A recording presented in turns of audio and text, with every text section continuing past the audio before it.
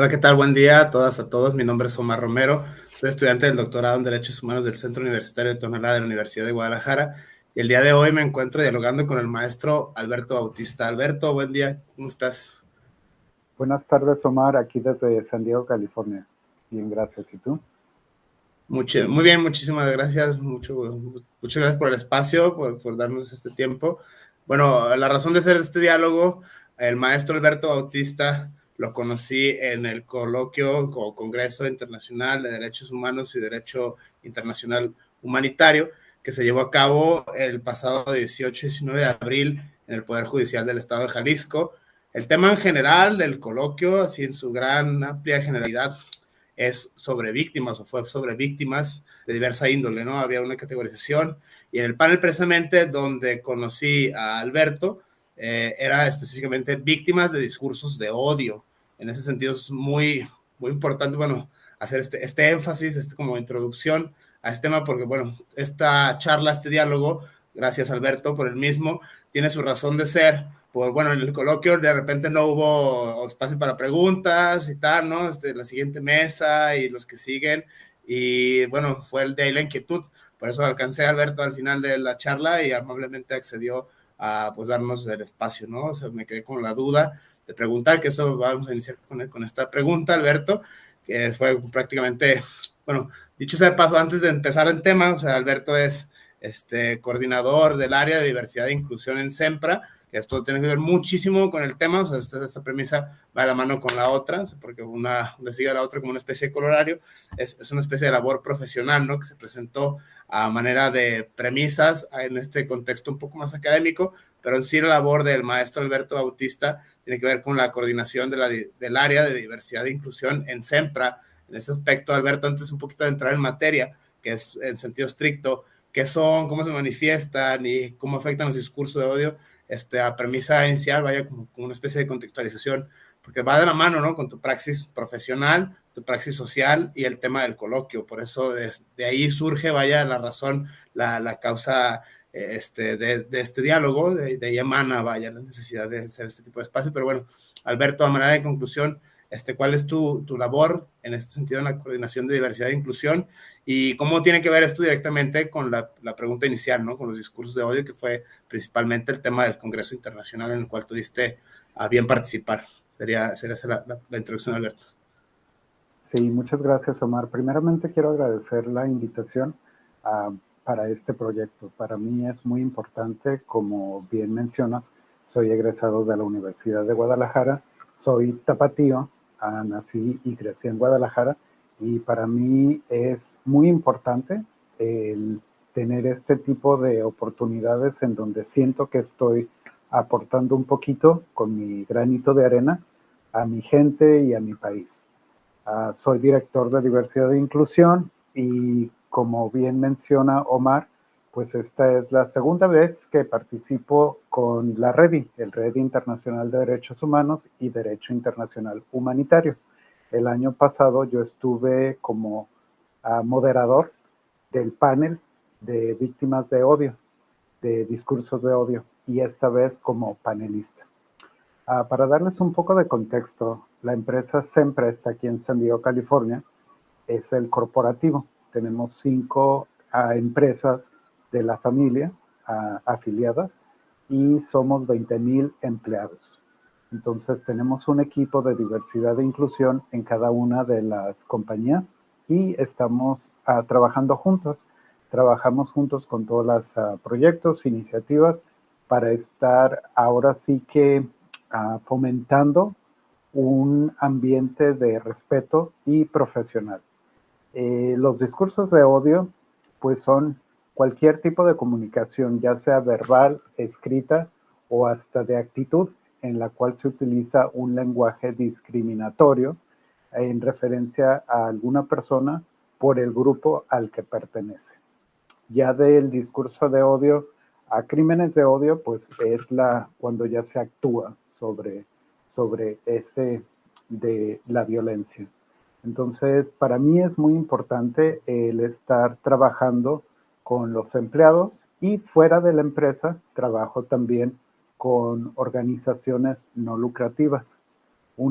Dos de las organizaciones no lucrativas con las que trabajo son de la comunidad LGTBQ y más, y es en donde he concentrado mi trabajo ahora sí que como voluntario. Estoy en estas directivas y estamos trabajando mano a mano con estas organizaciones, pues para apoyar a estos grupos que tienen mucha discriminación, y aquí en Estados Unidos, y me imagino que en muchas partes del mundo, esta comunidad tiene muchos problemas en cuanto a discursos de odio. El año pasado yo me quedé pues muy impactado con la participación del magistrado, en donde nos comentaba que recibía discursos de odio, y sin embargo eso le servía de motivación para seguir luchando y trabajando por los derechos de la comunidad. Eso a mí me impactó bastante, porque en ese momento para mí fue como que, wow, qué avanzados estamos en México de tener el magistrado representando a la comunidad LGTBQ y más. Entonces, pues ahora sí que en síntesis, esos son los discursos de odio, Omar. Bien, muchas gracias, Alberto. Esta como primera aproximación, digamos, teórica y práctica a la labor que vienes ejecutando de manera profesional. En ese aspecto, me llama mucho la atención. Dices, bueno, los discursos de odio, cualquier tipo de discurso que incluya el lenguaje discriminatorio, partiendo del contexto en el cual te encuentras, Estados Unidos, ¿no? Es por excelencia tierra de diversidad, tierra de multiculturalismo. Pienso varias intersecciones, ¿no? Por lengua, clase, raza. Mencionas ahora, bueno, puede haber discursos de odio no solamente dirigidos a la comunidad LGBT, ¿no? Sino específicamente pues, por otro tipo de temas. Sin embargo, tu área de expertise tiene que ver completa y radicalmente enfocarse a la comunidad LGBT, ¿no? En ese sentido es muy interesante esto porque, bueno, plantea dos problemas, el problema del multiculturalismo y el problema de la interseccionalidad.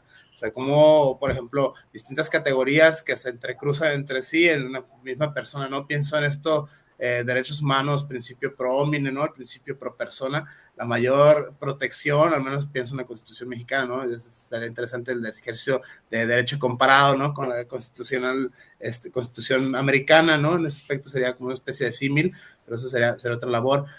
A propósito de cómo identificar los discursos de odio, Alberto, como empresa, como particular, como profesional, ¿qué herramientas discursivas o metadiscursivas tienen ustedes como empresa para poder detectar como los focos rojos o los puntos de mira en los cuales hay que trabajar? Por ejemplo, pienso esto a la luz de la diversidad cultural, de la diversidad étnica, de la diversidad en su más amplio sentido, en términos de intersección, como mencionaba, ¿no? Sobre todo desde la praxis y desde no solo el discurso, que es algo muy interesante, porque a veces todos sabemos, ¿no? La teoría puede ser o no rebasada por la realidad, ¿no? En ese sentido va por la pregunta, ¿cómo es que ustedes, por ejemplo, trabajan este tipo de fenómenos? ¿Cómo detectan? ¿Cómo identifican? ¿Cómo perciben? Sobre todo esto lo planteo a la luz del multiculturalismo, porque pues todas las personas parten del hecho de que están haciendo el bien.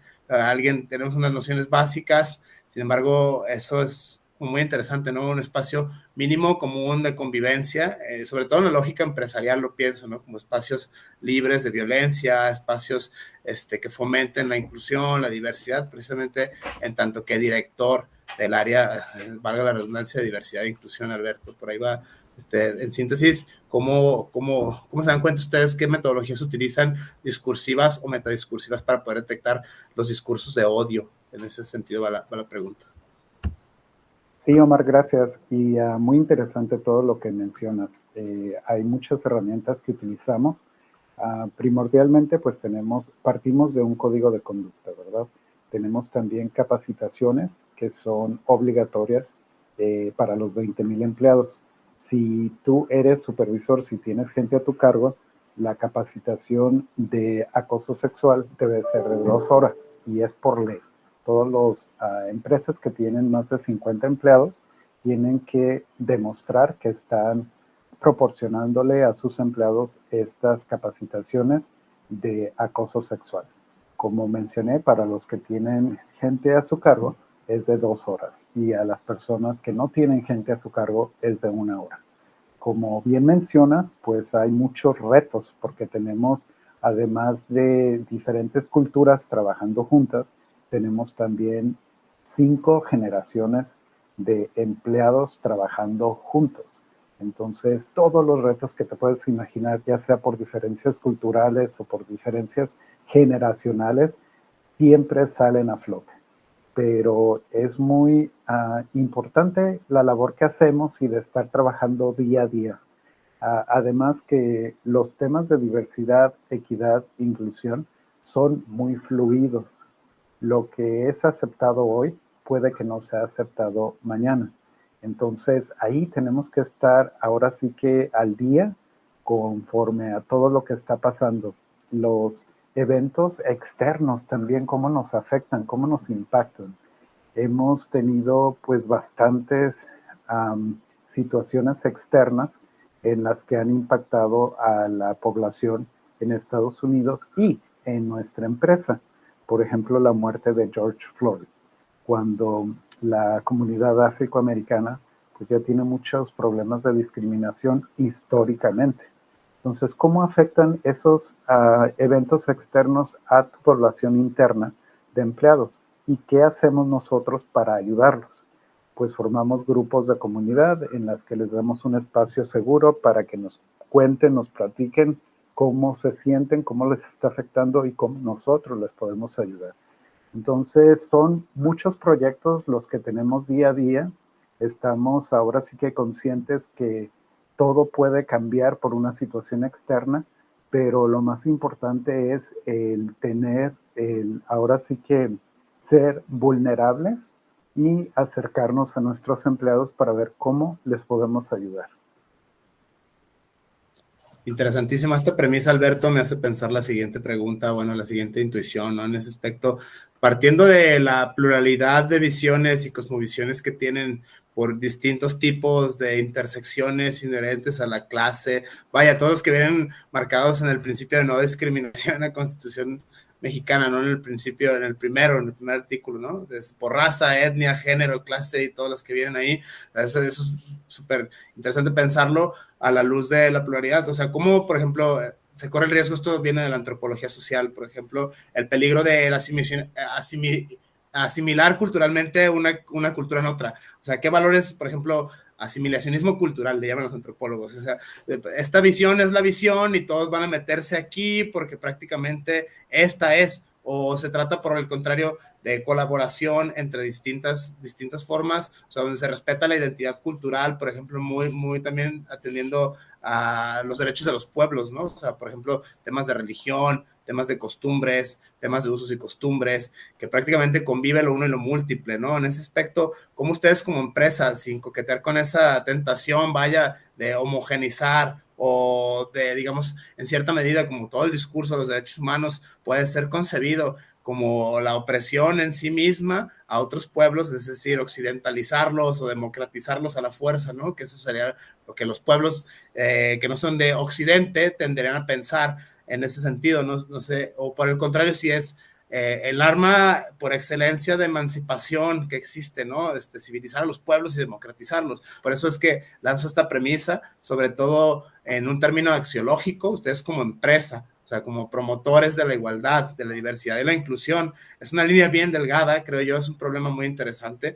A veces se trata de hacer el bien, ¿no? Te voy a llevar los altos estándares de civilización que vienen de la ONU, que vienen de la Corte Interamericana, que viene, es una de las críticas que han hecho muchos constitucionalistas al proyecto de derechos humanos, ¿no? De manera, sobre todo, en sus facetas internacionales, en sus facetas globales, todos los retos que implica. Ustedes, como empresa, ¿cómo conciben este peculiar problema? Porque creo que es el meollo del asunto de la labor que ustedes hacen, ¿no? Diversidad e inclusión, partiendo desde, o sea, 3 puntos que sería ahí como lo interesante, ¿no? Esto, a propósito de la multiculturalidad, de la diversidad y sobre todo de la interseccionalidad que emana de las dos anteriores. Es algo interesantísimo, por eso me gustaría saber cómo es que ustedes lo tratan como empresa, vaya.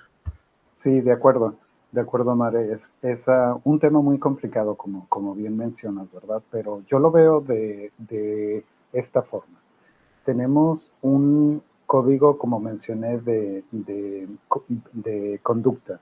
Tenemos ahora sí que la forma en que nos vamos a dirigir unos a los otros con respeto y con profesionalismo. Y eso es universal. Eso es universal independientemente de la cultura en la que hayas crecido y que te hayas desarrollado.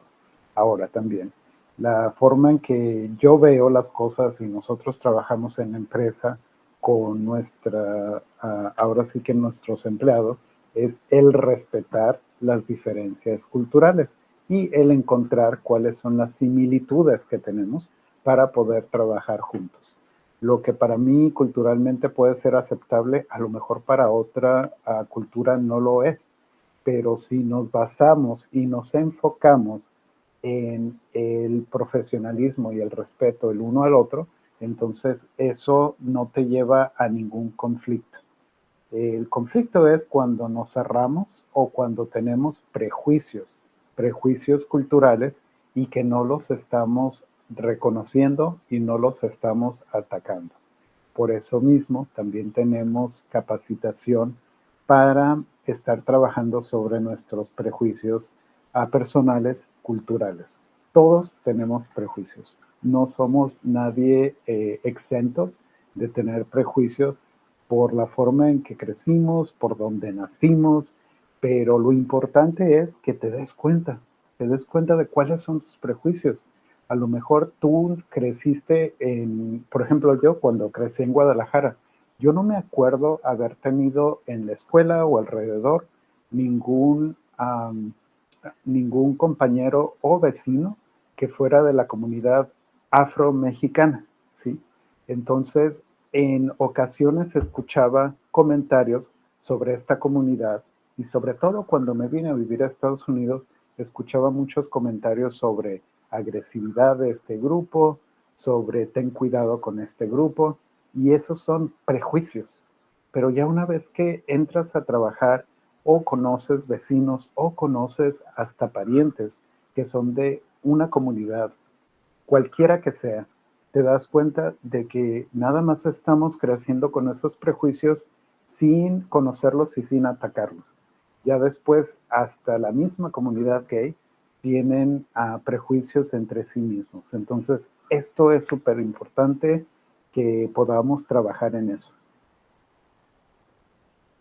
Dos premisas surgen, Alberto, a la luz de lo que dices, también derivadas de la antropología social, ¿no? En este sentido, una tiene que ver, como lo mencionabas en la anterior intervención, ¿no? La brecha generacional. Tenemos hasta 5 generaciones trabajando juntos y la conecto con esta anterior de los prejuicios. Lo pienso a la luz desde la misma hermenéutica, ¿no? Incluso los grandes teóricos de la interpretación de textos y demás formas de codificar la realidad coinciden de que, bueno, todo intérprete tiene sus prejuicios culturales, ¿no? No puedes negar la cruz de tu parroquia, vaya, ¿no? Dicen de la sabiduría popular. En ese aspecto es algo muy interesante cómo hacerlos conscientes, sobre todo lo pienso con lo que te decía, ¿no? La brecha generacional, o sea, cómo, por ejemplo, ustedes como empresa, no sé, educando en valores o reeducando o reorientando, no sé, el verbo que utilice en la forma incluso a propósito del nombrar, en el nombrar está el ser, ¿no? En ese aspecto es como, por ejemplo, ustedes le dirán a alguien o X, ¿no? Cualquier circunstancia, disculpe, persona, sus valores, creencias más arraigadas, pues no son muy correctas del todo en los tiempos que corren. O sea, es como esa brecha, esa pequeña línea muy delgada de violentar al otro, invitarle a, exhortarle a que, o sea, en ese aspecto es, por ejemplo, lo ligo con los prejuicios, ¿no? Tú lo decías, hasta que sientes la mordedura de la serpiente, vaya, ¿no? Sabes lo que el dolor implica. O sea, en ese sentido, hasta que te sensibilizas, ¿no? Que ves en tu entorno, que ves, o sea, que incluso lo ves, lo vives, en ese aspecto es algo muy interesante, la faceta eminentemente existencial y la faceta como puramente teórica, ¿no? En ese sentido me llama mucho la atención ustedes como empresa, cómo hacen frente a este tipo de desafíos, por ejemplo, de la reeducación. Pensemos en alguien muy reacio, no sé, en ciertos valores derivados de ciertas pautas de conducta, vamos a estandarizarlo, pienso acá en el contexto mexicano, ¿no? Machismo, nacionalismos, supremacías culturales, o sea, personas que de repente tienen su cosmovisión y sus valores, ellos quizás estén haciendo el bien en su axiología. En ese sentido, ¿cómo se le dice? Oye, disculpe, un momento, buenas tardes, antes que nada, lo que usted hace no es tan correcto. ¿Cómo ustedes, por ejemplo, esa pequeña línea delgada entre reeducar e interferir? O sea, en ese sentido es cómo ustedes, qué pedagogías, qué herramientas utilizan para invitar a las personas a que, vaya, abandonen ese tipo de praxis, sobre todo en contextos profesionales, ¿no? Que es la labor que ustedes ejecutan. Esa me llama mucho la atención, ¿no? Cómo tú acompañas a las personas en su proceso, reconociendo también, bueno, sus propios prejuicios, sabiendo la empatía, o sea, sabiendo el tipo de persona que es. O sea, no le vas a decir, por ejemplo, a alguien que ha sido toda su vida educado en esos valores, que de repente ha estado en el error. O sea, en ese aspecto es algo muy interesante, es una cuestión de ética discursiva pues muy fina. Me parece a mí muy, muy interesante esa premisa. ¿Cómo saber ustedes cómo la manejan? Sí, sí, sí, claro que sí, Omar. Tocas algo muy, muy importante, lo que es ética, ¿verdad?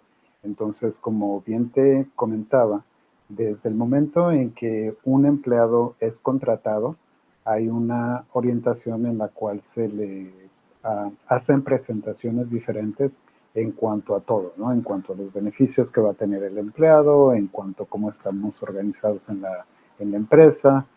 Tenemos una presentación de diversidad, equidad e inclusión, en donde tocamos temas en las que estamos siendo proactivos hacia estos retos que pueden surgir.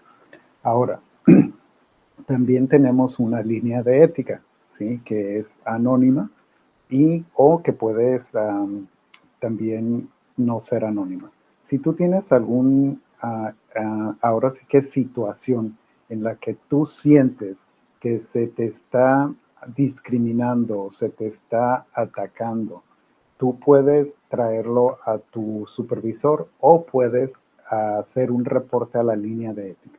Todos los reportes, aunque no sean, ahora sí que no se pueda comprobar que es cierto, tienen que ser investigados, todos. Y tiene que haber una resolución. Entonces, si tú sientes, ¿sabes qué? Mi jefe me está discriminando, está tomando ventaja de mí o me está llamando nombres que yo no me siento ahora sí que pues muy, muy bien con la forma en que se dirige a mí. Nosotros como empresa tenemos un departamento que se dedica a revisar estos casos. Cuando es algo relacionado a mi área, nosotros participamos y hay resoluciones. Las resoluciones pueden ser desde capacitación al individuo, capacitación al departamento, capacitación ahora sí que a una organización que es parte de la empresa. Y si hay algo muy grave, puede llegar hasta ahora sí que despido. Entonces se toma muy en serio todo este tema. Y también al empleado se le proporciona la garantía de que no va a haber represalias. Mientras tú tengas una queja en la que la estás poniendo en buena fe, no vas a tener ninguna represalia por parte de tu supervisor o de tu empresa, que es lo que pasa en muchas partes, ¿no? Que a veces no quieren hablar, decir cómo se sienten en realidad por temor a las represalias. Entonces, para mí esa es una línea o una herramienta muy importante que la empresa tiene y que estoy muy orgulloso de decir que las personas se sienten seguros y se sienten que tienen esa forma de poder expresar si hay algo que les está molestando o que ven que no es justo. Muy interesante esta línea argumentativa, Alberto. O sea, la cuestión del anonimato, la cuestión de digamos, los reportes, no sé, denuncias, el término que se utilice, que sea correcto. Y otra que me llama mucho la atención derivada de esta, lo mencionabas, ¿no? Me nombra de formas en las cuales no. O sea, esa me llama mucho la atención, sobre todo estos fenómenos políticos y lingüísticos de los últimos tiempos que corren, que creo que han causado divisiones sociales, ¿no? A saber, el lenguaje inclusivo, o sea, propuesta de la comunidad LGBT. O sea, pero yo he escuchado estos argumentos de incluso de personas trans que no se sienten identificadas, ¿no? De personas no binarias que no necesariamente caben en la categoría de ley, por ejemplo. En ese aspecto es algo que a mí llama mucho la atención, ¿no? O sea, lo políticamente correcto, el lenguaje inclusivo y los eufemismos, ¿no? Llamabas mucho la forma en la cual me nombran no me representa. Por ejemplo, pienso en estos grandes éxitos, ¿no? Los felices años 90 en México, los eufemismos que hay, personas de color, o sea, personas con capacidades distintas, personas, o sea, a veces términos que tratan de hacer presumiblemente menos evidente la brecha de desigualdad o inequidad que existe entre ciertos grupos de diversidad, y pienso en la diversidad en su más amplio sentido.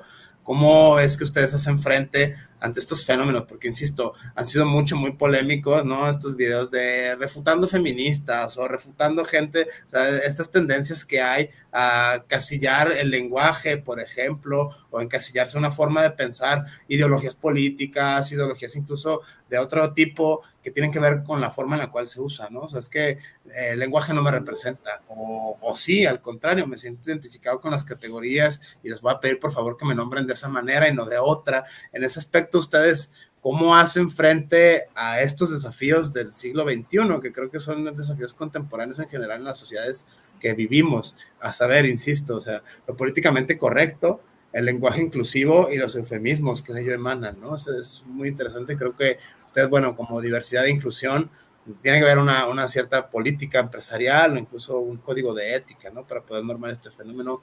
Me gustaría saber cuáles son las pautas, por ejemplo, que ustedes siguen para ceñirse a estos fenómenos, a hacer frente a estos fenómenos lingüísticos y políticos que están muy en boga en nuestros tiempos.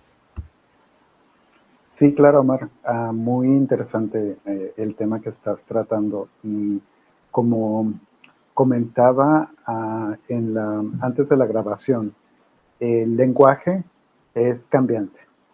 Y a final de cuentas, en nuestra área lo que estamos nosotros fomentando es respeto. Si hay cambios de lenguaje, de cómo nos estamos refiriendo los unos a los otros, que en general lo que estamos buscando es que no se etiquete a una persona, ¿sí? Entonces, cuando estamos hablando que es un incapacitado o una persona con una discapacidad, cuando estás hablando de alguien que es etiquetándolo o poniéndole una persona con X, Y o Z, como que ya le estás quitando y ya lo estás ahora sí que viendo como una persona y no como algo, ¿sí? A mí me llamaba mucho la atención un ejemplo muy sencillo. Cuando hablamos de oriental y asiático. ¿Cuándo se utiliza oriental? Oriental se utiliza cuando es un mueble, cuando es una cosa. Y asiático es la persona de origen asiático. Y uno de mis compañeros me decía, oye, pero si yo crecí y en mi familia todos les decían los orientales. Entonces, pues a mí es muy difícil ahora sí que cambiar el chip y volverme a reeducar. Pero lo importante es, ahora sí que, una cosa muy importante es que debemos de aceptar que lo que hemos estado viviendo o como crecimos no es algo en lo que no podemos cambiar. Debemos de respetar. Otra cosa es que tenemos que tener la mente abierta y el corazón abierto para poder aceptar esos cambios, para poder ser inclusivos. Otra cosa es que yo ya no puedo aceptar la intención y el impacto. O sea, el impacto es lo que cuenta. Si tú me dices, ¿sabes qué? Pues sí, a lo mejor te llamé oriental, pero mi intención no es ofenderte. No, espérate. La intención no es suficiente. Tienes que ver cuál es el impacto. Y este es un ejemplo muy suave, ¿no? Pero puede ser otro más grave. La comunidad gay. Hay muchas palabras en las que nos crecimos escuchando que son muy derogatorias, en las cuales se tiene un impacto muy negativo hacia la persona. Entonces tenemos que aceptar que el lenguaje cambia y que sí, a lo mejor es difícil. A mí me decían aquí en la empresa y cuando voy a México, oye, pero es que ¿cómo es posible que ya no le puedas decir todos si hay hombres y mujeres? tienes ahora que decir todos, todas, todes. Eso ni siquiera es aceptado por la lengua, por la real lengua española. Y estoy de acuerdo, es difícil el estar cambiando, pero tenemos que aceptarlo, tenemos que aceptar que el lenguaje cambia. El lenguaje que hablamos en este momento no es el mismo que hablamos 100 años atrás, ¿sí? Era un lenguaje muy florido, muy formal, ha ido cambiando, se ha ido modificando conforme vamos viviendo. Entonces, yo creo que para mí lo más importante es el ser inclusivo, el querer cambiar, el querer aprender y el ver cuál es el impacto que te está causando a ti si estoy usando un lenguaje que es negativo. Muy interesante esta premisa, Alberto, o sea, que no es, digamos, fijo, no estático, la forma en la cual se concibe, ¿no? En esto, si lo pensamos en términos de sociología o filosofía del derecho, o sea, no es inamovible, no es algo acabado, ¿no? Incluso la misma lucha por los derechos, algunos tienen que es un proceso constante, ¿no? Llaman a otros teóricos derechos emergentes, ¿no? Cosas que van surgiendo conforme las sociedades avanzan. O sea, al rato, no sé, va a haber matrimonio de gente de dos planetas, por ejemplo, ¿no? Si seguimos esta misma lógica, un escandalazo para que dos personas del mismo sexo se casen, ¿no? Obstáculos procedimentales para la adopción, o sea, han ido evolucionando, ¿no? Pienso en fenómenos emergentes, infancias trans, ¿no? Un montón de cosas que no existían y que van regulándose, no sé, distintos mecanismos, ¿no? La Suprema Corte de México, la CNDH, la ONU, o sea, mecanismos internacionales, mecanismos nacionales que tratan de promover este tipo de fundamentos o principios, tienen que irse adaptando precisamente a los principios que corren. Incluso me llama otra la atención, ¿no? Hay quienes hablan que utilizar la palabra tolerancia, a propósito de ustedes de diversidad e inclusión, hablar de tolerancia ya es un signo rojo, ¿no? Yo te tolero, o sea, tolero tu forma errónea de pensar, o sea, tolera tu, o sea, en ese sentido, muchos teóricos han reparado en incluso ese verbo, peculiarmente el verbo tolerar, que es incluso despectivo. Algunos otros pienso incluso en Charles Taylor, ¿no? Este filósofo canadiense, o sea, el reconocimiento del otro y el respeto mutuo a través de las diversidades, precisamente en sociedades multiculturales y cambiantes. Me introduzco esta premisa, digamos, a manera de introducción, de preámbulo, vaya, o sea, para poder plantear la siguiente cuestión que es muy llamativa, o sea, propuesta de la tolerancia.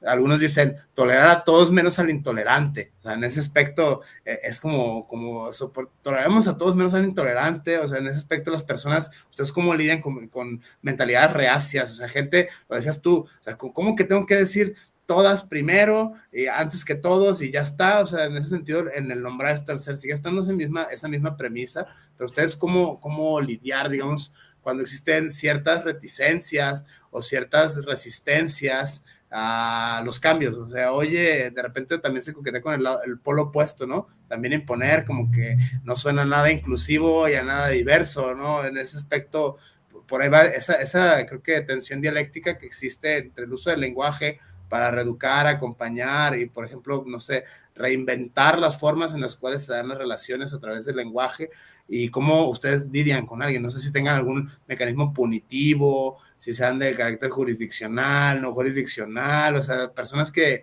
cuando de plano ya la norma no se quiere cumplir, vaya, o sea, en ese aspecto, ustedes cómo atienden esos casos, que es una línea bien delgada, ya ha generado debates incluso, pienso, no sé, derecho penal y derechos humanos, o sea, cómo ahora resulta que protegen criminales, ahora resulta que fomentan, en ese sentido, son esas críticas a ese tipo de, bueno, no me los toques, ¿no? O sea, están discriminando, están asesinando, violando, etcétera, pero ellos también tienen derecho y son personas. En ese sentido, ¿ustedes cómo hacen frente, digamos, a ese peculiar desafío discursivo que, pues, por un lado lo procedimental, por otro lado lo cognitivo, por otro lado lo ético? O sea, si ustedes tienen algún código de ética que permita, digamos, hacer frente a esos desafíos, es algo muy interesante que en general puede aplicar por analogía y extensión a todo el discurso de los derechos humanos, ¿no? En torno a lo punitivo y en torno a las medidas de verificación de la norma. Es algo que llama mucho la atención, pues, por ejemplo, ustedes cómo lo hacen en tanto que coordinador, en ese sentido, vaya, la empresa y en tanto tú particular profesionalmente,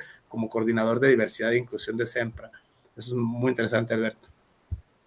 Sí, muchos temas que estás tratando, pero que son súper interesantes.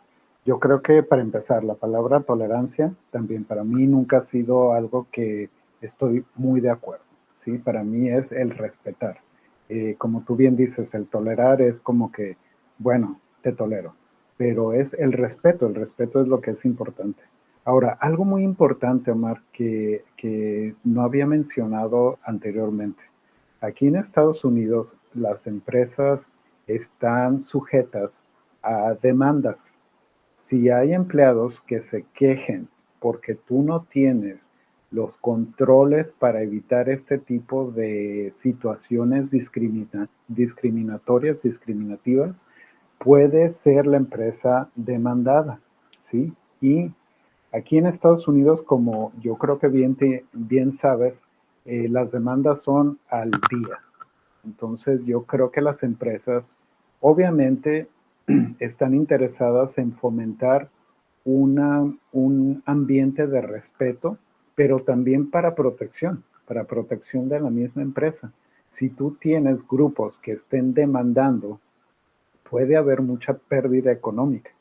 Entonces, también eso es un incentivo enorme para las empresas en que haya estos mecanismos de control. Sí hay códigos de conducta.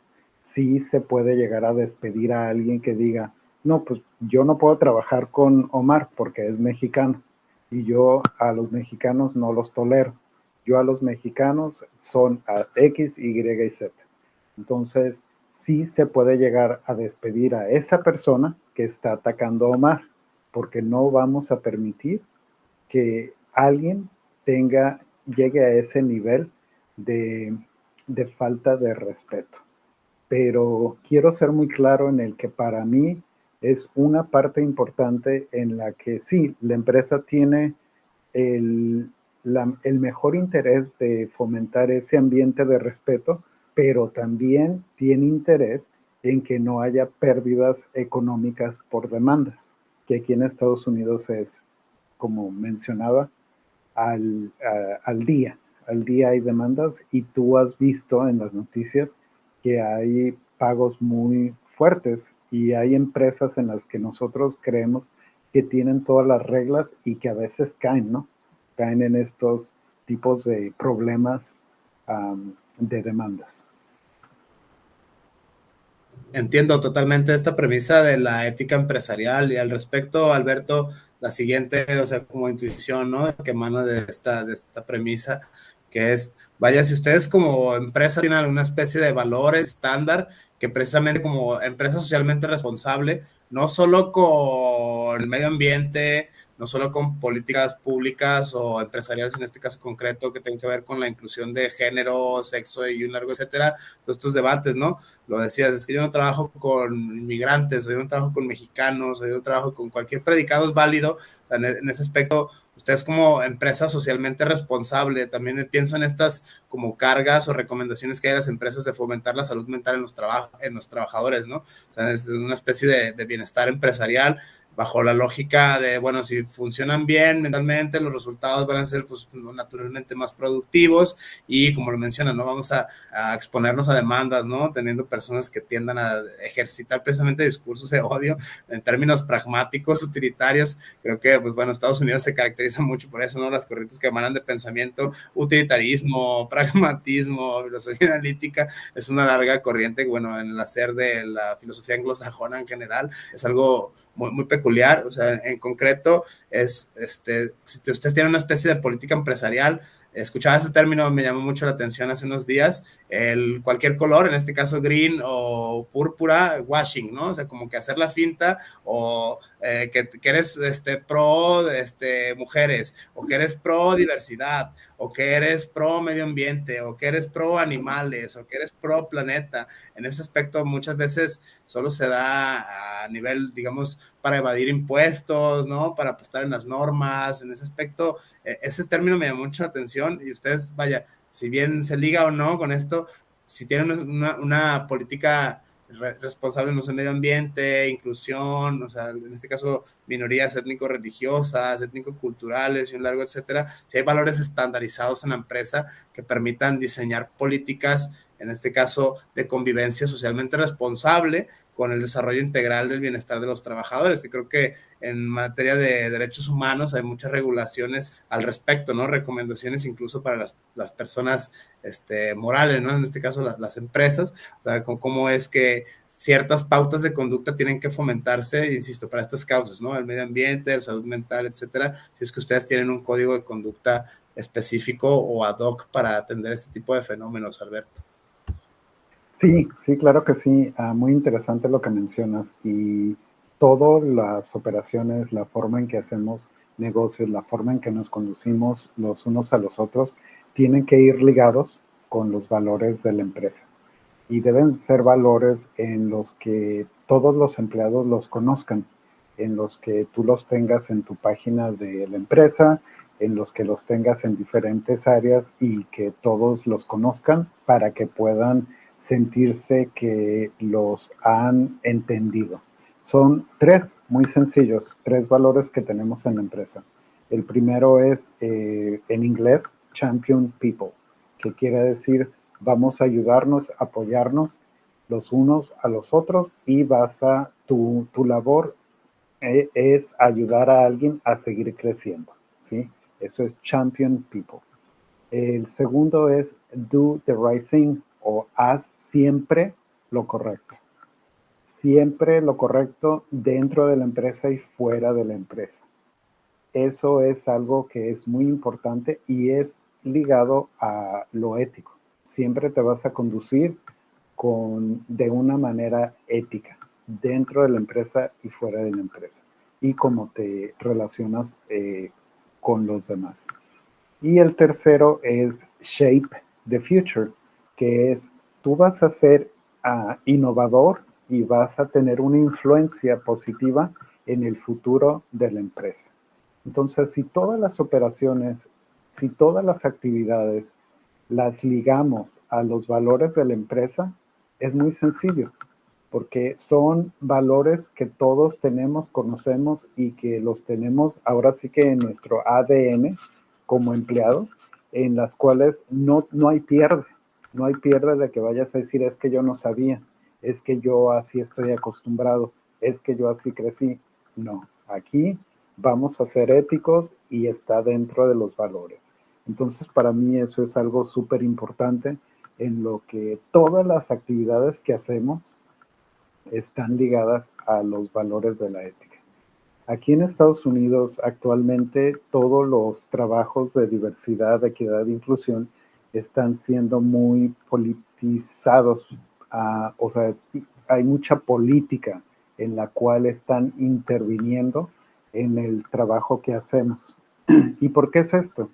Porque hay estados en los que están de acuerdo y hay estados en los que no están de acuerdo, en los que dicen, no, es que tú te estás concentrando mucho en las minorías y en las mujeres, ¿y qué hay para mí como hombre blanco?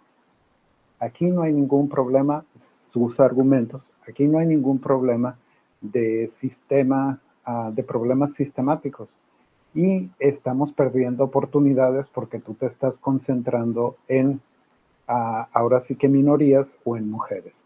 Entonces, en mi labor, ¿cómo dar el mensaje en el que digamos, no, espérate, todos son importantes y se va a contratar a la persona que tenga las cualidades necesarias independientemente y la capacidad para hacer el trabajo independientemente del grupo al que pertenezcas? Entonces, esa es una labor que se ha perdido o que se ha confundido en cuanto a lo de diversidad, equidad e inclusión. Y obviamente hay estados que son muy radicales, los cuales quitan derechos, los cuales ya no permiten que haya programas de diversidad, equidad e inclusión en las escuelas, que se les quitan ahora sí que derechos que tengan. Súper importante la labor y con unos retos muy grandes en estos momentos.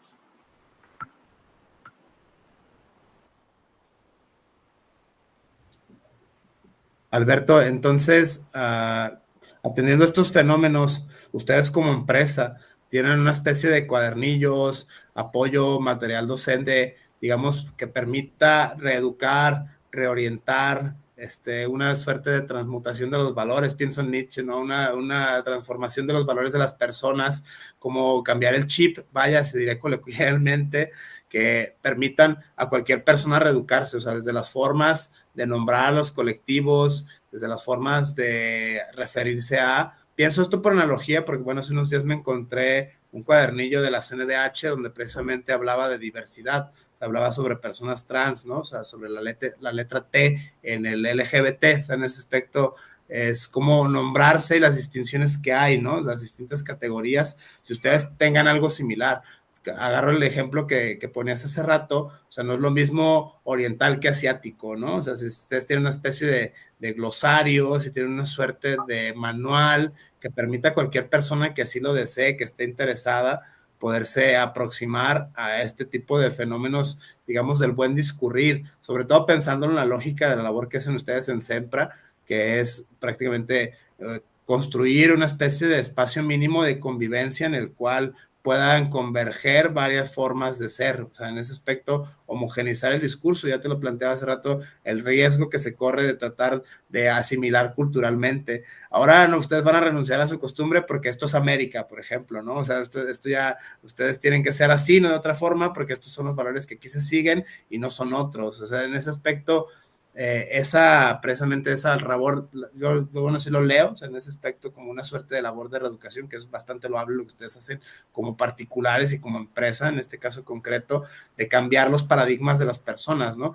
No, es decir, quitarle importancia o quitarle validez al argumento de así ha sido desde el año cero, así estaba cuando llegué, así ha sido y así tiene que ser siempre. O sea, en ese aspecto, a cualquier persona en cualquier latitud que le interese este tipo de fenómenos de reeducación reorientado o dirigido específicamente a la convivencia en espacios básicos, ¿no? En este caso concreto de ustedes, la empresa, si ustedes tengan alguna forma en la cual es, no sé, una página de internet, manuales, que cualquier persona los pueda consultar, vaya, para poderse formar en estos temas, Alberto.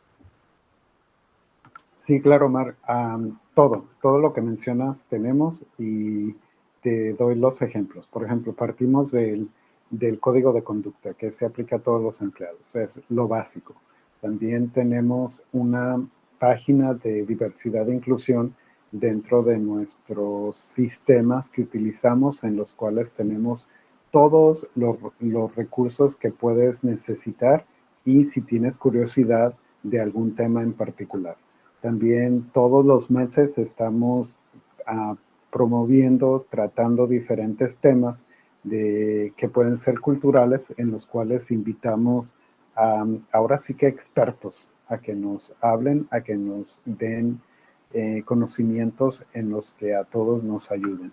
También tenemos otras organizaciones externas que nos apoyan con capacitaciones o con entrenamientos que pueden ser en línea o que pueden ser en los que puedes estar participando con una persona en forma virtual.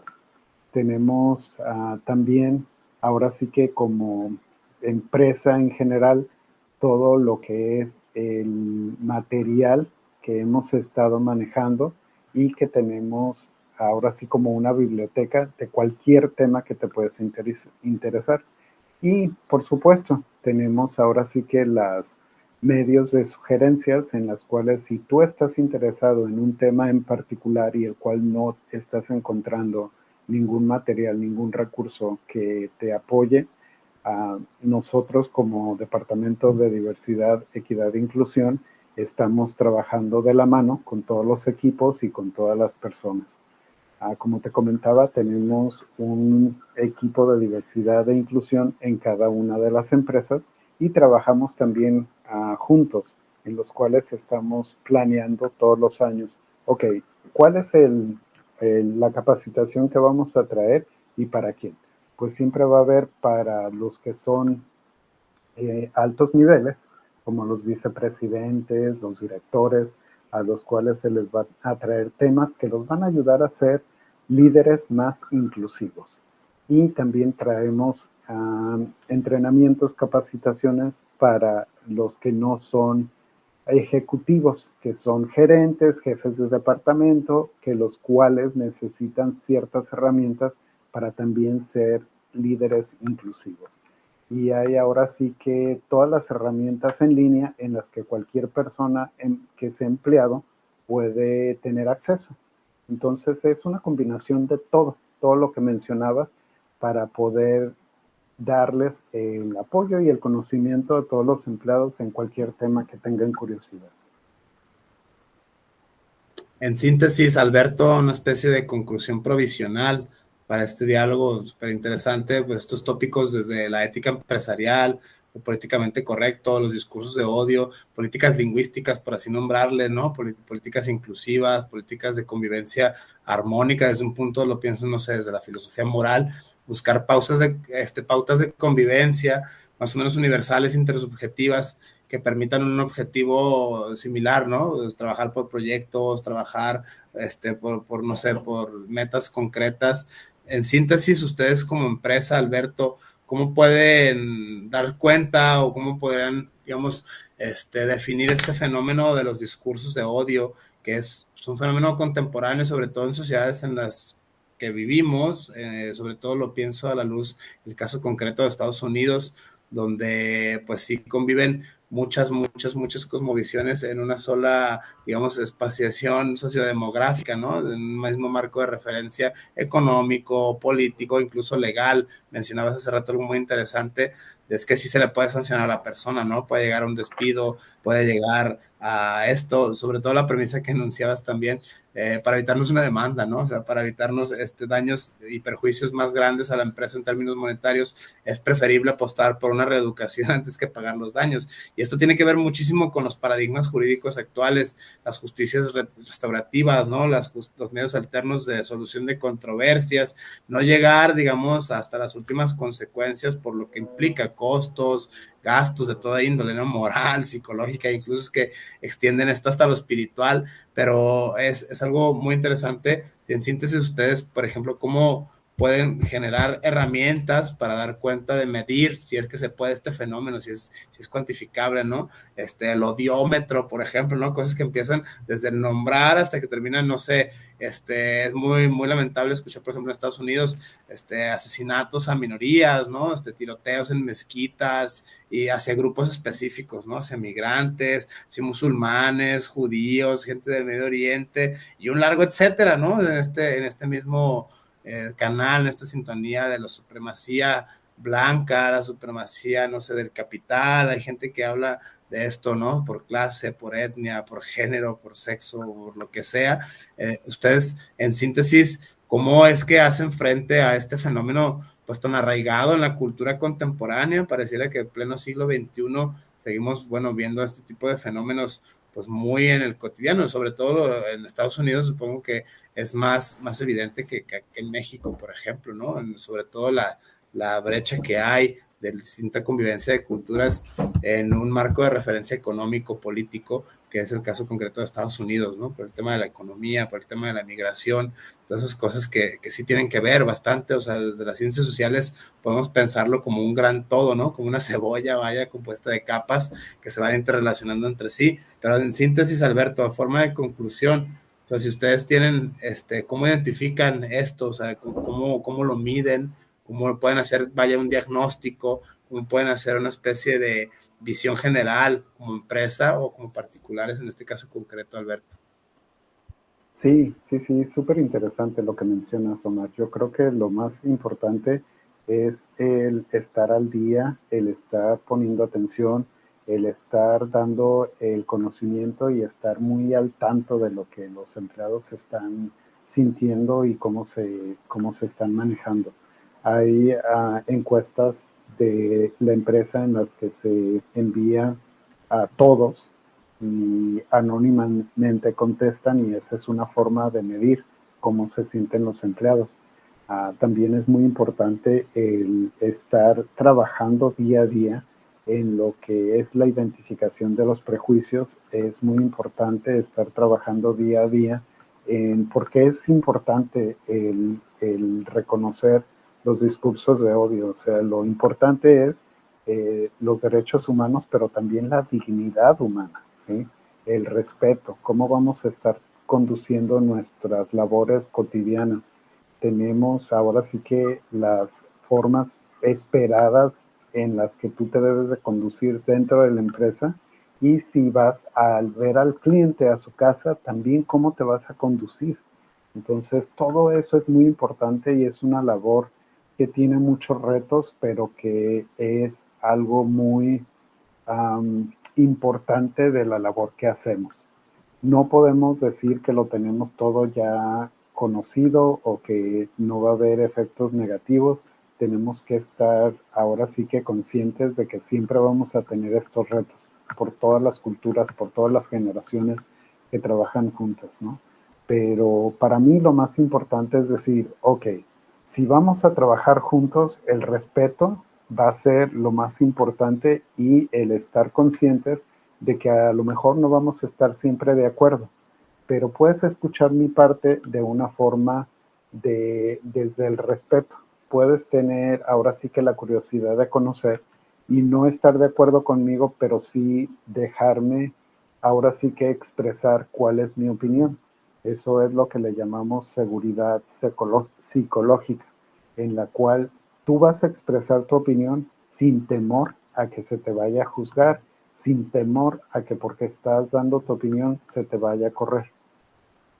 Es una labor diaria, no es fácil, pero también tiene muchas recompensas cuando ves que hay empleados los cuales sienten que la empresa es su comunidad, porque pasamos muchas horas trabajando juntos. Entonces, para mí eso es lo más importante.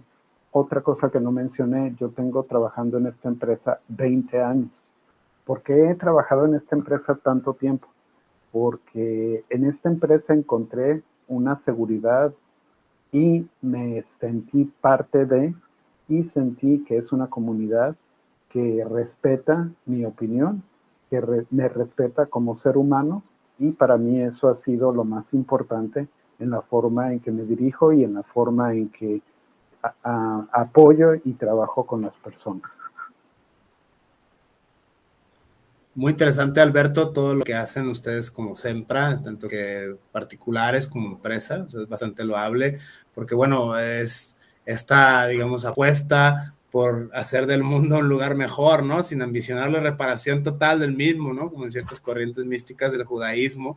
En ese aspecto es muy interesante pensarlo, cómo hacer de esto un mejor lugar, o sea, tratar de valores mínimos, pautas de convivencia que nos permitan comprenderlo de manera intersubjetiva, pese a las barreras lingüísticas, pese a las barreras culturales, pese a las barreras sexogenéricas y un largo etcétera, que nos permiten tener mismas pautas de convivencia, en este caso en el aspecto empresarial, plasmado directamente en un ámbito práctico.